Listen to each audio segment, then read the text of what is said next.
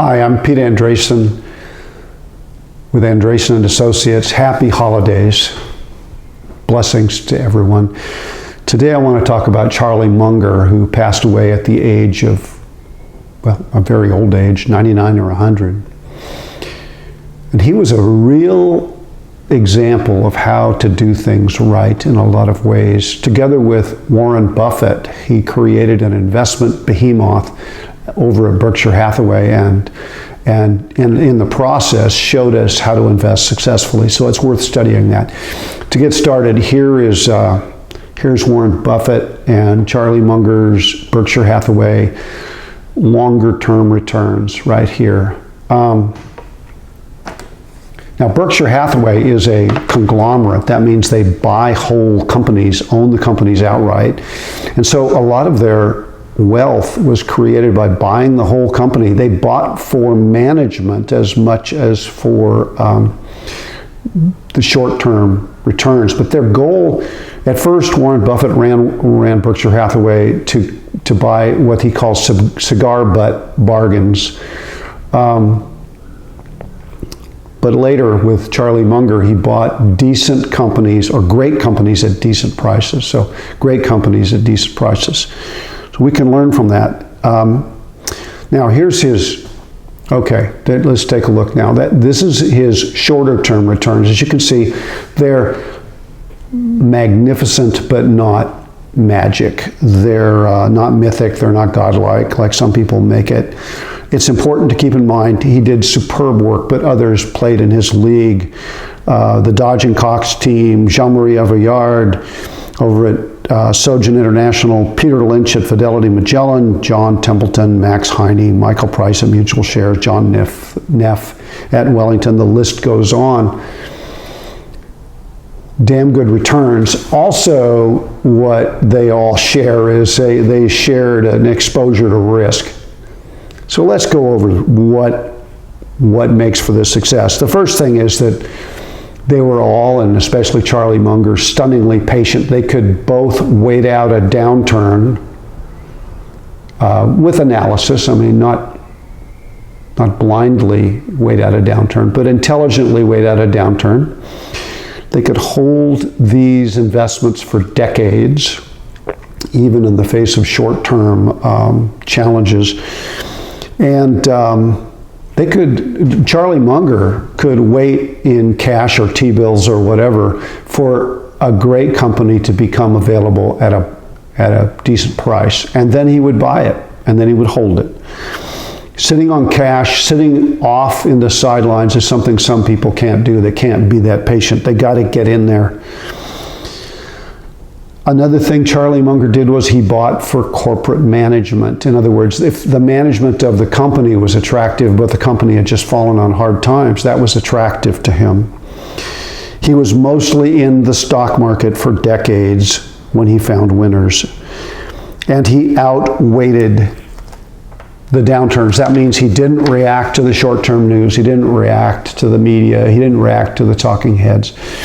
And this means, picture this one. He was an optimist. Consider the decades of the 60s and the 70s and the 80s where the same kind of, I mean, it's different in its detail, but the same kind of cataclysmic wailing that we are now experiencing, including much worse inflation in the late 70s and early 80s. He experienced all that and he ended up in the long term making money.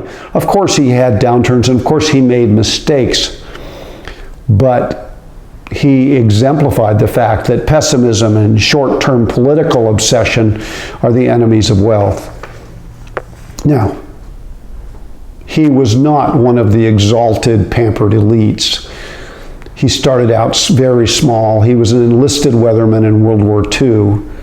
His first wife left him when he wasn't successful soon enough in life. And he was working very hard, of course.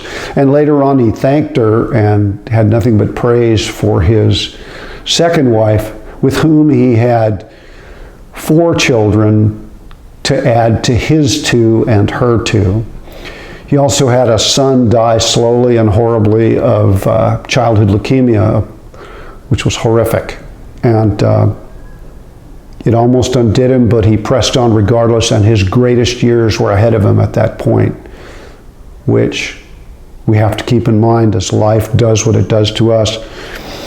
His nickname was the Abominable No Man because he said no to so many investments. I keep talking about investing with the next 30 years in mind, and Charlie Munger comes to mind when I say that. Now, I get this from clients. They say, well, I'm 80. Why would I invest for the next 30 years in mind? There's two reasons. Number one, it provides for better investment decision making, whatever your lifespan. Number two, you don't know how long you're going to live. My mother, who passed away a year ago at almost 102, points that out.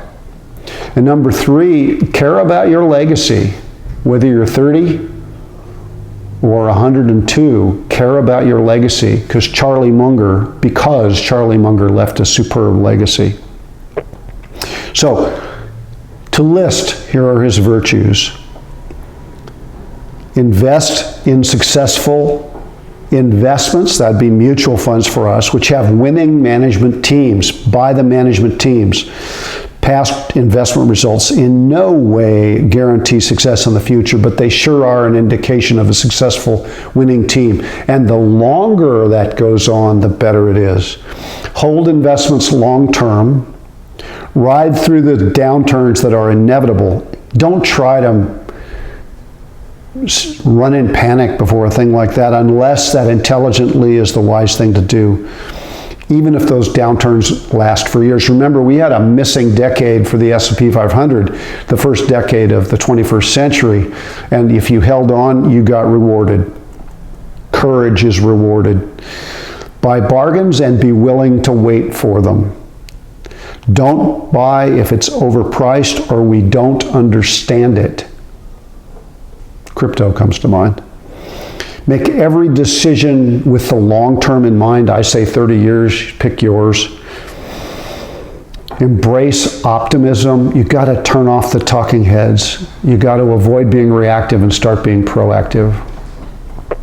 It's always a struggle for me. And the last lesson, Charlie Munger created a marvelous life for a century. And so the last lesson for me is to savor and make the most of every minute of our lives, me included. With that in mind, it's the holiday season, and I'm sending best wishes to you. Thank you for working with us, and blessings.